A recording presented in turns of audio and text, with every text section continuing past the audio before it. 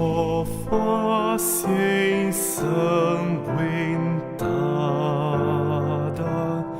de Cristo Salvador.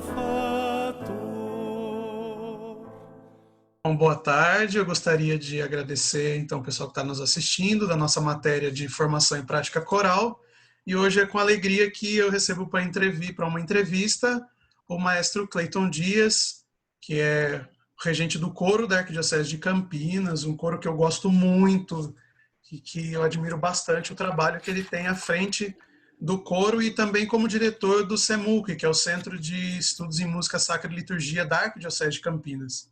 E quando eu convidei, ele de pronto já aceitou. Eu fiquei muito feliz com o seu aceite à nossa entrevista. E aí, uma pessoa mais próxima e que eu admiro muito é o seu trabalho frente ao coro. E como o tema do nosso grupo é coral de igreja, eu resolvi então te contatar para poder fazermos essa entrevista. Eu gostaria que, primeiramente, você se apresentasse, né, dissesse um pouco do seu trabalho à frente do coro, como você começou esse trabalho à frente da música sacra, da música litúrgica. Boa tarde, Igor, e boa tarde a todos os que depois irão nos assistir. Com alegria que aceitei este convite para participar desta entrevista, que tenho certeza que ajudará a todos vocês na finalidade didática, principalmente em entender um pouco a respeito da função, da tarefa, da missão de quem está à frente de um coro de música sacra. Então, eu sou Cleiton Dias, sou natural de Itamogi, sul de Minas Gerais, e lá na minha cidade natal iniciei os meus estudos em música, iniciei participando de um coro de igreja, um coro de crianças. Depois, ao longo da adolescência, fui aprender a tocar violão, que era o que tinha de disponibilidade na minha cidade. Depois entrei para o seminário, e no seminário, fazendo a faculdade de filosofia na cidade de Guaxupé, sul de Minas Gerais, também tive a oportunidade de dar continuidade aos estudos de música, porque no seminário nós tínhamos aulas de música, aulas de canto, aulas de técnica vocal, de teoria musical e um coro de seminaristas. Terminando o estudo de filosofia, eu iria seguir para o curso de teologia, inclinado a estudar música, e acabei por decidir não dar continuidade aos estudos de teologia, e sim voltar para a minha cidade natal e fazer um curso formal de música. Foi então que eu fui para Ribeirão Preto, e na cidade de Ribeirão Preto eu fiz o conservatório, estudando então regência, fiz curso técnico de regência e iniciei os estudos também de canto lírico com uma maestrina ucraniana que morava em Ribeirão Preto. E terminando os estudos após os 3 anos de conservatório em regência coral, eu decidi prestar vestibular de música e vim para Campinas. E entrei na Unicamp, fiz o bacharelado em canto na Unicamp, começando os estudos em Campinas, dando bacharelado em canto, mestrado em música sacra, também na Unicamp, no qual eu pude trabalhar sobre a música sacra na corte de Dom João VI. Fiz um trabalho de resgate, transcrição de uma das missas do padre José Maurício Nunes Garcia. Fui para Portugal participar de semanas de estudos de música sacra e canto coral e logo em seguida entrei para o doutorado. No doutorado, tive por objeto de pesquisa o estudo da música sacra na cidade de Campinas, especialmente na atuação do primeiro mestre de capela que nós tivemos, que foi o pai de Carlos Gomes, Manuel José Gomes. E por este motivo eu fui pesquisar a história da arquidiocese, como que a Igreja Católica começou suas atividades em Campinas. Por isso eu tive que fazer pesquisas no Arquivo Secretum Vaticano.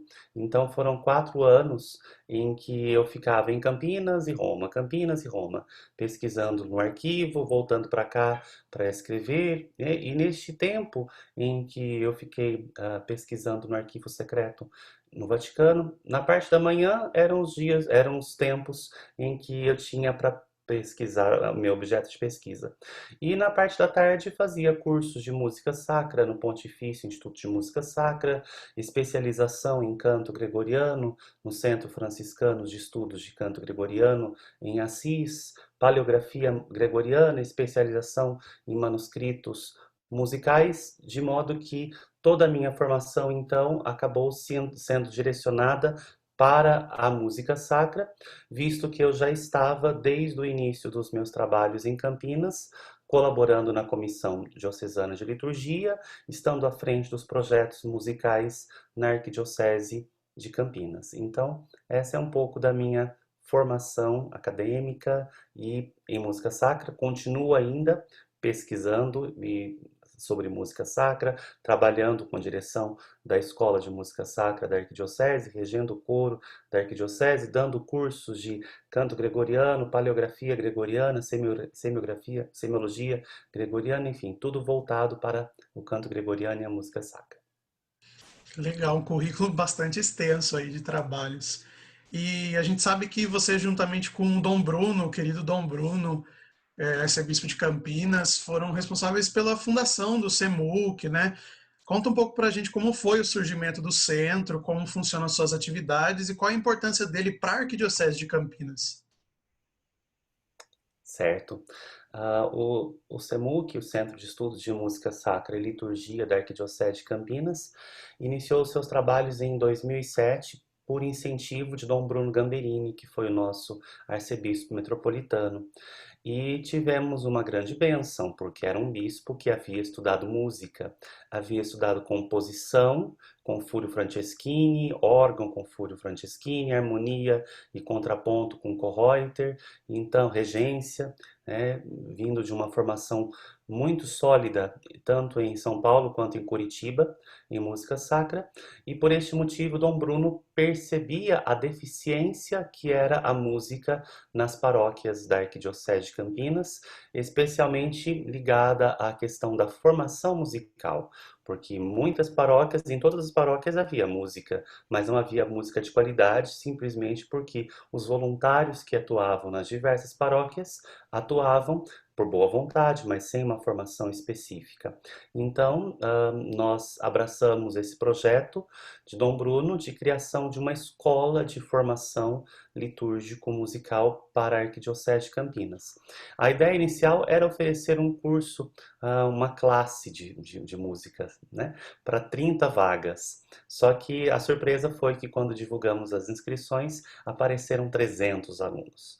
E Dom Bruno não quis que ninguém ficasse de fora do projeto e nós abraçamos aqueles 300 alunos e ali iniciamos então as atividades do CEMUC com um curso de formação litúrgico-musical que acontecia uma vez por semana durante 3 anos, tentando fazer com que as deficiências de música e liturgia fossem inicialmente sanadas. Então, nós estabelecemos um currículo de disciplinas ligadas à música, teoria musical, história da música, apreciação musical, disciplinas ligadas à técnica vocal, então, fisiologia da voz, técnica vocal, dicção, canto coral, e disciplinas ligadas à liturgia, estudos dos documentos da igreja sobre música, próprio estudo da liturgia, o estudo de musicologia litúrgica. Então, com isso, após 3 anos, a gente formou a primeira turma de mais ou menos 300 alunos que voltaram para suas paróquias e comunidades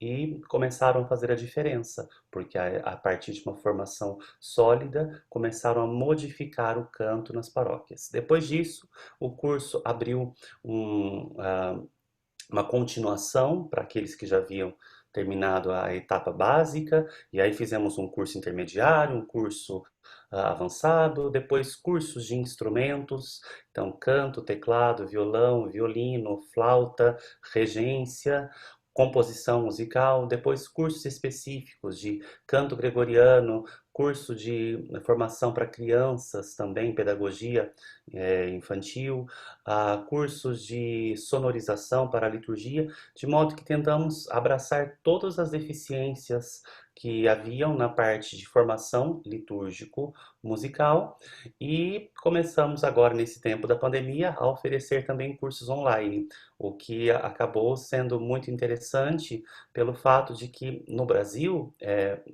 em comparação com outros países onde isso é muito solidificado, nós não temos tantas escolas de música sacra da Igreja Católica, né? Em Portugal, por exemplo, em cada diocese existe uma escola de música sacra e só atua nas celebrações quem tem uma formação básica.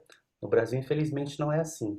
Então, os cursos online, nós acabamos atingindo também um público de outras pessoas que moram em diversas partes do país, que não têm, infelizmente, em suas dioceses, a possibilidade de ter um curso, então, portanto, começaram a estudar conosco. Então, foi algo muito interessante.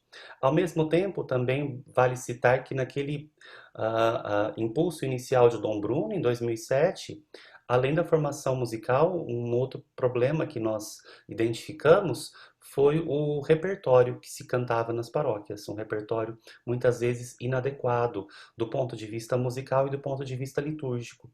Então, incentivados também por Dom Bruno, nós começamos a produzir, confeccionar os inários litúrgicos da arquidiocese, uma seleção de músicas para serem cantadas nas celebrações, acompanhando o ano litúrgico, tentando oferecer arranjos para o canto coral, acompanhamentos para o órgão devidamente escritos e não apenas com cifras, e com isso nós chegamos à publicação de 3 livros de inários litúrgicos que abarcam todo o ano litúrgico. Então foi também impulsionado por Dom Bruno que esse processo iniciou-se e juntamente com a Escola de Música, o Inário e o projeto da Escola de Música, de uma certa forma, deram uma nova cara para a música litúrgica na Arquidiocese de Campinas. Eu achei interessante você falar, eu não sabia que tinha aula para crianças também no CEMUC. E o nosso Sim. curso de música do UNASP, ele é uma licenciatura e a gente atua nas escolas, tanto a escola básica do UNASP, aqui em Engenheiro, tanto quanto numa escola pública da cidade de Engenheiro. A gente trabalha com musicalização infantil, é bem voltada a nossa área da licenciatura em música do UNASP para essa parte da musicalização infantil. Eu achei bem interessante, eu não sabia que o CEMUC tinha essa Sim, parte da sim. aula de crianças. No momento, por conta da pandemia, o curso está suspenso, mas é um curso que existe, que assim que a pandemia ah, der tréguas, a gente vai retomar, se Deus quiser. E também no CEMUC a gente sabe da existência do coro, né? Tem o coro da Arquidiocese de Campinas, que é uma referência em música sacra litúrgica para todo o Brasil, e aqui na nossa região é bem famoso, tudo. Vocês já gravaram um CD juntamente com o coro do pátio do colégio, trouxeram o Monsenhor Marco Frisina para o Brasil, né? Tanto que o CD com as obras dele, que são músicas maravilhosas. Como funciona a seleção para novos coristas do coro, os ensaios e como são as preparações para as celebrações que vocês atuam? Certo? O Coro da Arquidiocese de Campinas foi um outro projeto também impulsionado por Dom Bruno, lá em 2008, na verdade. Porque em 2007, quando nós começamos o CEMUC, então, quando havia uma oportunidade de grandes celebrações na arquidiocese, por exemplo, a missa de Corpus Christi, que era celebrada no Teatro de Arena do Centro de Convivência, essa missa reunia cerca de 8.000 pessoas. Então, Dom Bruno queria um coro grande para cantar nessa celebração. Então, nós juntamos todos os 300 alunos do curso e formamos um coro de 300 alunos com orquestra para tocar na missa de Corpus Christi. E aí, a partir daquele momento, as paróquias começaram a convidar o coro para ir visitar as suas paróquias. Só que era impossível deslocar 300 alunos para irem cantar nas diversas igrejas da arquidiocese. Então, Dom Bruno teve a brilhante ideia de selecionar um grupo menor, com pessoas que tivessem, em primeiro lugar, disponibilidade para ensaio, interesse em fazer um trabalho um pouco mais aprofundado, e daí surgiu, então, o coro da Arquidiocese de Campinas. Então, inicialmente, daqueles 300 alunos, nós selecionamos 40 alunos e começamos, então, uma preparação um pouco mais voltada para o canto coral. Estes 40 alunos. Hoje, atualmente, alguns estão desde o início, mas também ao longo dos anos entraram e saíram tantos coralistas do coro da Arquidiocese. E a gente tem um trabalho muito sério no que diz respeito, em primeiro lugar, à questão da leitura musical e da técnica vocal, porque como o coro precisa cantar na liturgia, e a liturgia muda todos os finais de semana, cada missa temos um repertório praticamente diferente, então a gente precisa ter um coro que tenha uma facilidade de leitura para poder executar o repertório com mais facilidade. Então nós temos atualmente 2 ensaios semanais com 3 horas de ensaio, então são 6 horas de ensaio por semana. Todos os coralistas sabem ler notação musical e sabem ler notação musical gregoriana, né? Porque como também cantamos gregoriano, é necessário saber ler notação quadrada. Então os coralistas têm uma leitura musical, temos um trabalho muito sério de técnica vocal para deixar tudo preparado para a execução do repertório.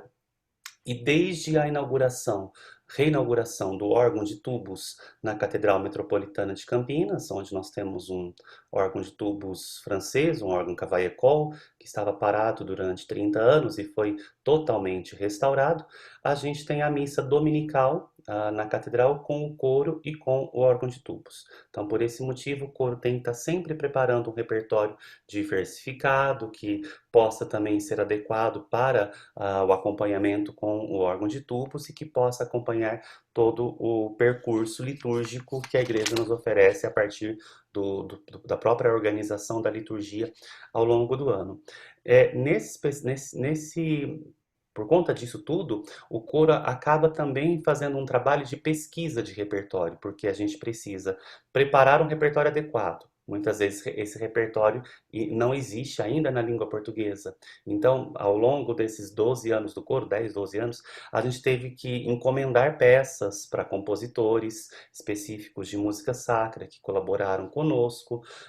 Também recebemos de presentes peças de pessoas, de compositores que conhecem o nosso trabalho e que quiseram escrever algo para o coro cantar.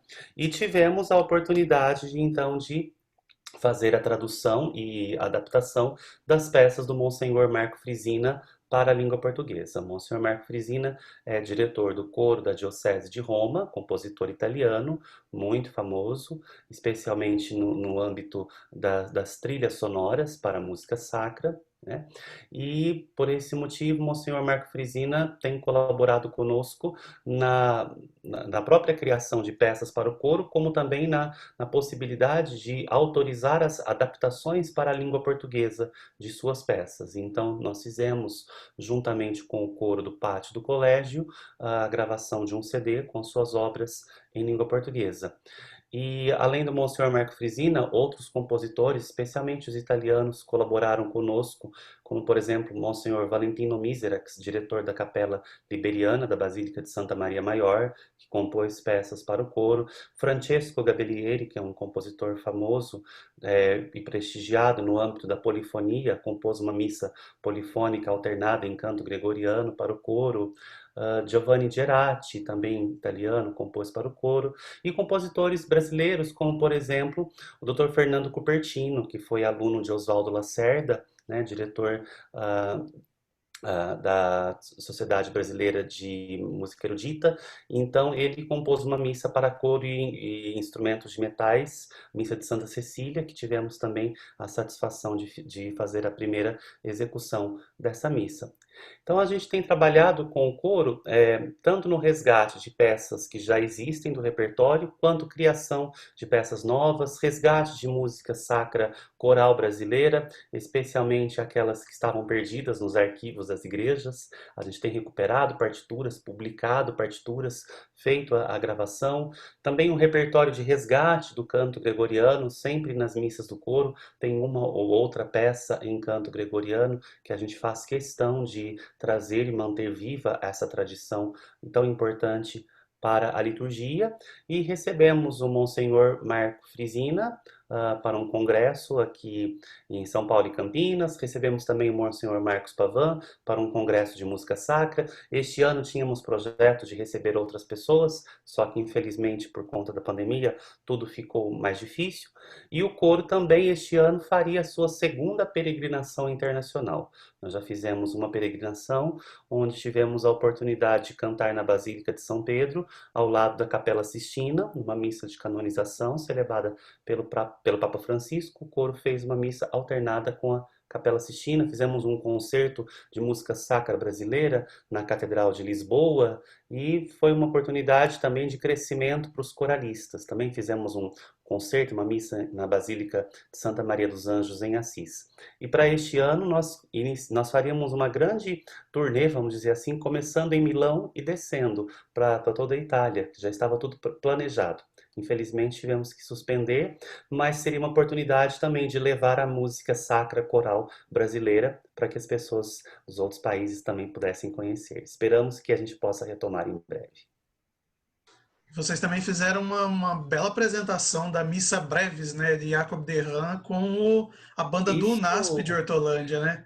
exatamente. Está fazendo praticamente um ano que a gente fez essa execução. Foi no mês de outubro do ano passado, quando nós preparamos essa missa. Foi um momento muito interessante da história do coro, porque foi um momento ecumênico, a gente diz. Foi a primeira vez que o coro, que um coro da Igreja Católica se reuniu com uma banda adventista, e aí juntamos, né, em vista da preparação dessa missa, fizemos um concerto na Catedral de Campinas e fizemos um concerto também em Hortolândia, no campo do NASP. Então, uma oportunidade de um trabalho ecumênico que nos encheu de muita alegria e esperamos que a gente possa fazer outros trabalhos desta mesma forma. Até alguns colegas nossos da minha turma, dos outros anos, foram participar na catedral. Até o professor Getro esteve lá. Eu fui em Hortolândia, achei muito lindo. Foi maravilhoso. Sim, Mas o sim, pessoal que foi na catedral ficou encantado pelo órgão, principalmente, né? sim, O sim. pessoal nunca tinha ouvido o som do órgão. Então, Cleiton, conta pra gente assim um pouco da importância e quais são os benefícios de se ter um coro numa igreja, seja qual for a sua denominação, na igreja católica, igreja adventista, protestante, né? Qual que é a importância e os benefícios de ter um coro na igreja? Olha, eu acho que em primeiro lugar a gente pode citar a questão da reunião de pessoas para criar comunidade, e que cria vínculo, e essas pessoas se sentem bem fazendo parte daquele grupo, e acaba sendo um momento de comunhão e, entre aspas, também um momento de muitas vezes de terapia, em que a gente acaba se apoiando nos colegas do grupo, cria ali uma grande família. Pelo menos a gente sente assim no coro. O coro da Arquidiocese é uma grande família, né? Tanto que um está sempre disposto a apoiar o outro quanto mais precisa. Então a gente acaba criando comunhão. Ao mesmo tempo, acredito que para todas as igrejas, um coro é um momento de formação musical, de formação litúrgica e de formação também espiritual, porque enquanto executamos o repertório, a gente tem a oportunidade de fazer música. Fazendo música, a gente entra em contato também com a espiritualidade que está presente no texto daquela música que está sendo cantada, e isso acaba crescendo também nas pessoas esse desejo de oração. A música se transforma no momento de oração, independente de qualquer tipo de religião.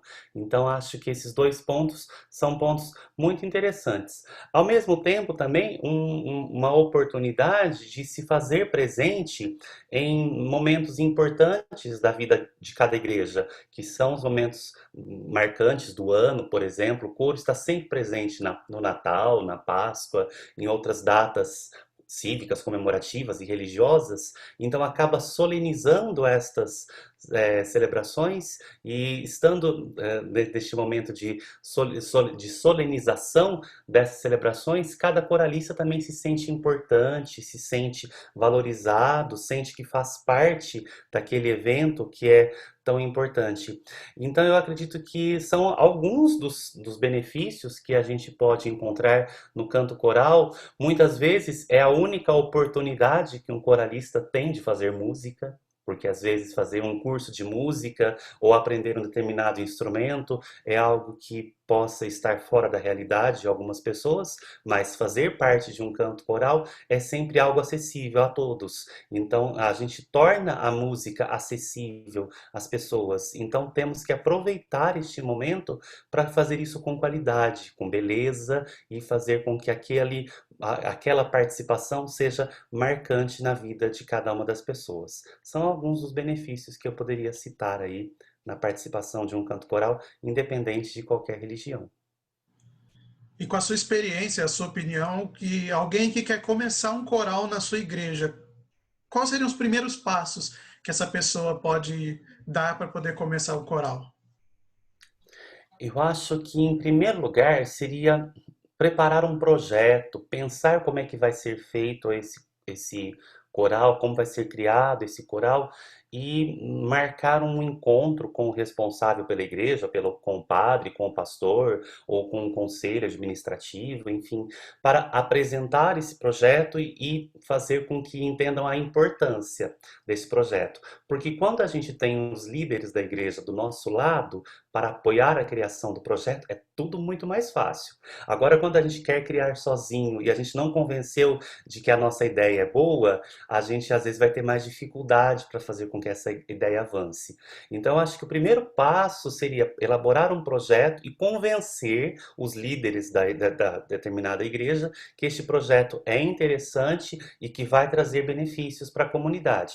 E a gente pode fazer esse convencimento através de exemplos de outros coros que existem em várias igrejas e que dão certo e que são tão interessantes e que acabam, entre aspas, mudando a vida da comunidade, a vida da igreja. Então, acho que o primeiro passo seria esse. Depois é o passo de selecionar pessoas e aí trabalhar com essas pessoas, fazer os exercícios de técnica vocal, os exercícios também de musicalização, porque a gente sempre precisa pensar em fazer um canto com qualidade.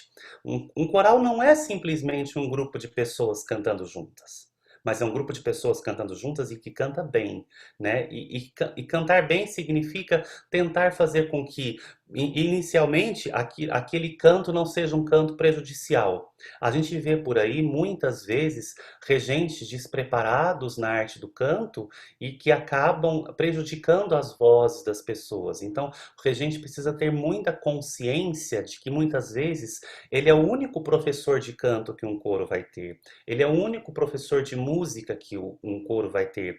Então, é necessário ter muita responsabilidade ao trabalhar com essas pessoas, ao fazer com que aquelas vozes sejam bem produzidas dentro de uma técnica vocal saudável, ao mesmo tempo na escolha de um repertório saudável. Às vezes a gente vê também regentes que querem fazer determinada música só porque o outro coro canta. E nesse processo a gente acaba muitas vezes por prejudicar as vozes dos nossos coralistas, porque nem todos estão preparados para cantar qualquer tipo de repertório.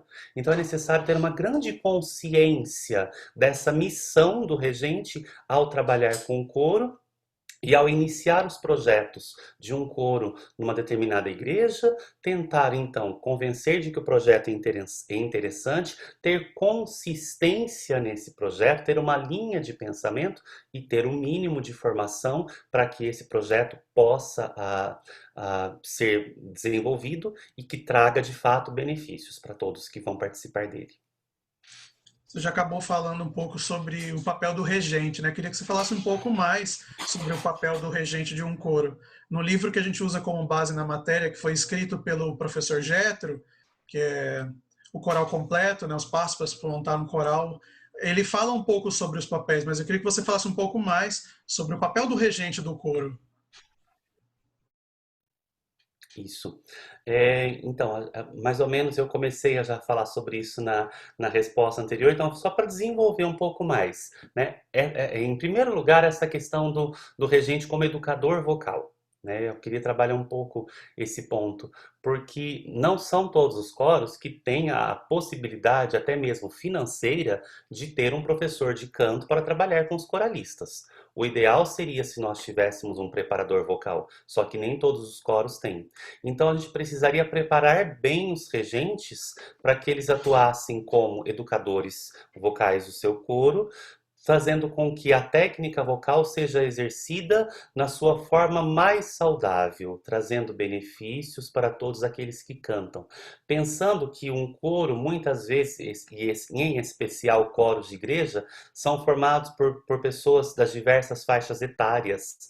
Então, trabalhar com uma pessoa, trabalhar vocalmente com uma pessoa que está na terceira idade, não é a mesma coisa que trabalhar com um jovem, não é a mesma coisa que trabalhar com uma criança. Então, o regente precisa conhecer de técnica vocal, do desenvolvimento desta técnica vocal, para fazer com que jovens, crianças, adultos, terceira idade, possam exercer este canto de maneira saudável. Ao mesmo tempo, também, o regente é o educador musical do seu coro, né? Então, neste sentido, precisa transmitir a música para os coralistas, de repente fazer um processo de alfabetização musical do coro, dando as noções básicas de uma teoria musical. Ao mesmo tempo, também o regente ele acaba por moldar o gosto musical do coro, então selecionar às vezes um repertório para que o coro possa fazer uma apreciação musical, porque às vezes nós pegamos coralistas que nunca ouviram determinados compositores, então a gente tem essa tarefa de educador musical, vocal, de fazer com que a acessibilidade a todos os tipos de repertório se torne algo presente na vida do coro. E hoje em dia isso é tão fácil, a gente pode fazer isso indicando bons vídeos para que os coralistas possam assistir. Podemos marcar de todos participarem juntos de um determinado concerto, de uma determinada celebração, onde vamos para poder ouvir um coro. Então, fazer com que o coro cresça vocalmente, musicalmente, é uma das funções do regente. Além disso, ele é também um líder do grupo e tem que lidar com problemas, às vezes, administrativos, né? Problemas de gerenciamento do coro. E eu sou da opinião que não é bom que o regente lide sozinho com esses problemas de administração, de gerência, porque são os maiores pepinos que a gente tem no coro, é justamente tentar resolver esses problemas de administração e regência.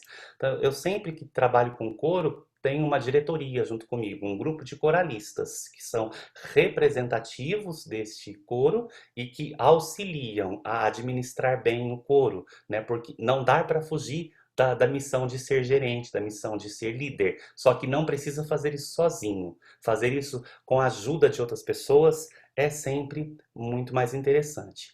E no que diz respeito à missão de um regente de igreja, aí eu acrescentaria um ponto a mais, que o regente de igreja precisaria conhecer um pouco do ritual daquela igreja no qual ele participa, no qual ele vai exercer a sua função de regente, né? Então, se vai ser um regente de igreja, precisa conhecer de ano litúrgico, precisa conhecer como é que se desenvolve o ritual da liturgia, as celebrações, quais são os documentos de música sacra que regulamentam a música naquela determinada igreja, para fazer com que de fato a celebração esteja de acordo com todos os pré-requisitos. Senão acaba escolhendo música inadequada para o momento inadequado e aí acaba não atingindo o objetivo principal de uma música na liturgia, que é fazer então com que, através daquela música, os fiéis também participem da oração. É importante colocar isso. A música na liturgia, isso em qualquer igreja, nunca é momento de distração.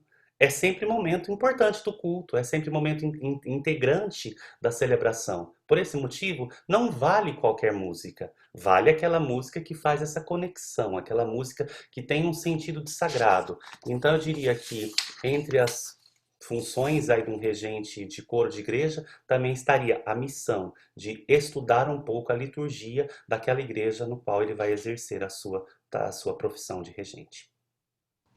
Bom, a gente tem mais uma pergunta. Ok. Para você, qual que é a importância de corais sacros, populares e infantis na questão educacional brasileira na atualidade? Certo. Bom, em primeiro lugar, eu responderia que a gente percebe que nos últimos tempos o número de corais tem aumentado no Brasil. Isso é um fato comprovado e um fato muito interessante. Em primeiro lugar, porque com o aumento dos coros, principalmente nas igrejas, a gente percebe uma revalorização da música coral, né? E com essa valorização da música coral, mais pessoas vão ter acesso à cultura, mais pessoas vão ter acesso à música, mais regentes precisam ser formados, preparados, e isso é muito interessante para todo o aspecto que diz respeito à profissionalização do regente, quanto à acessibilidade das pessoas ao canto coral, né? O coral é sempre um lugar privilegiado de fazer música, de fazer boa música, né?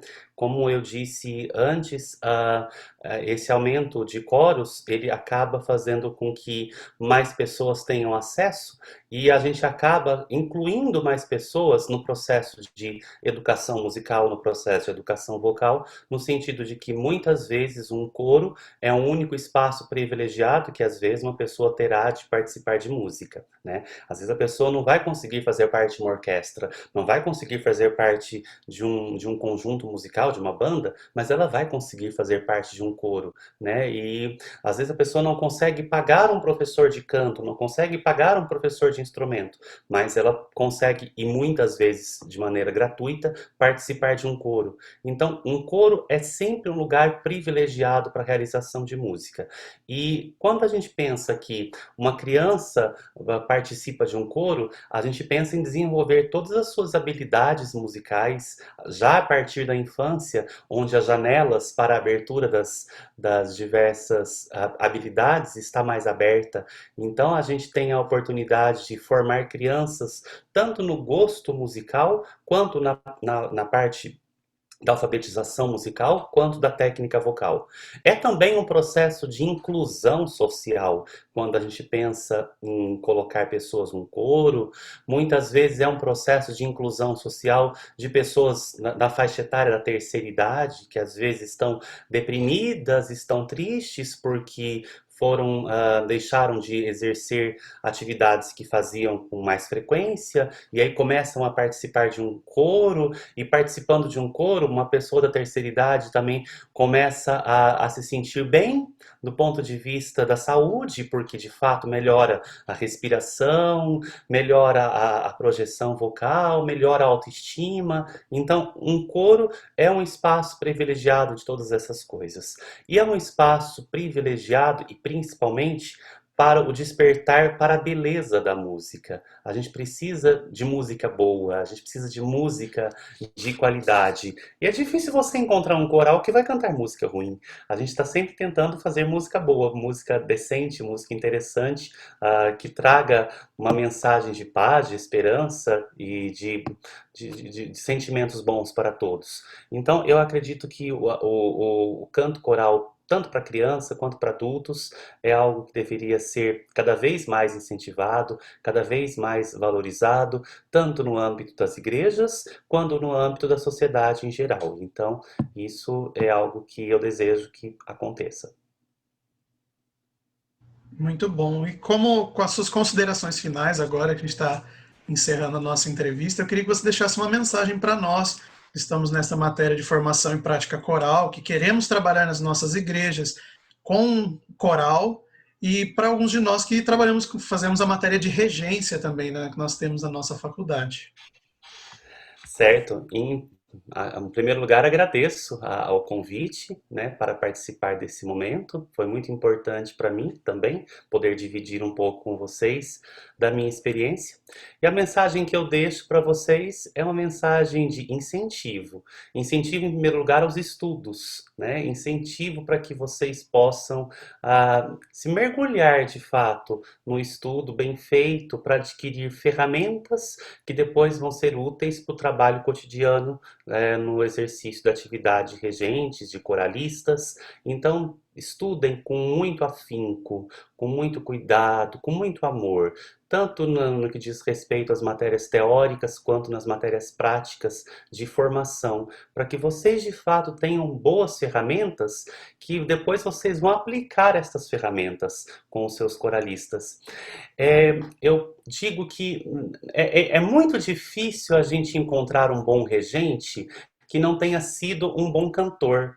se nós tivermos um regente que foi um bom cantor, ele vai consequentemente ser um bom regente, né? Então, eu acredito que é muito importante também nesse processo que vocês estão sendo formados, que vocês tenham esse desejo de aprimorar os conhecimentos para colocar esses conhecimentos a serviço daqueles que vão estar sobre as suas mãos, né? E aí é uma responsabilidade muito grande quando você está à frente de um coro, quando você está à frente de um grupo. Então, a minha mensagem para vocês é nesta direção, de estudo com afinco, com muito amor, procurando sempre aprimorar os conhecimentos para depois colocar a serviço daqueles que vocês vão dirigir futuramente.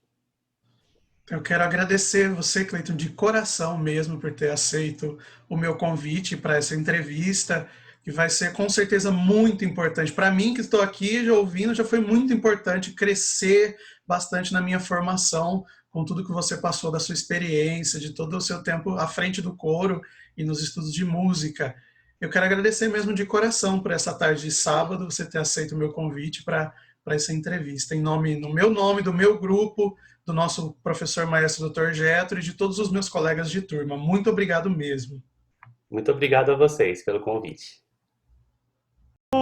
Facilo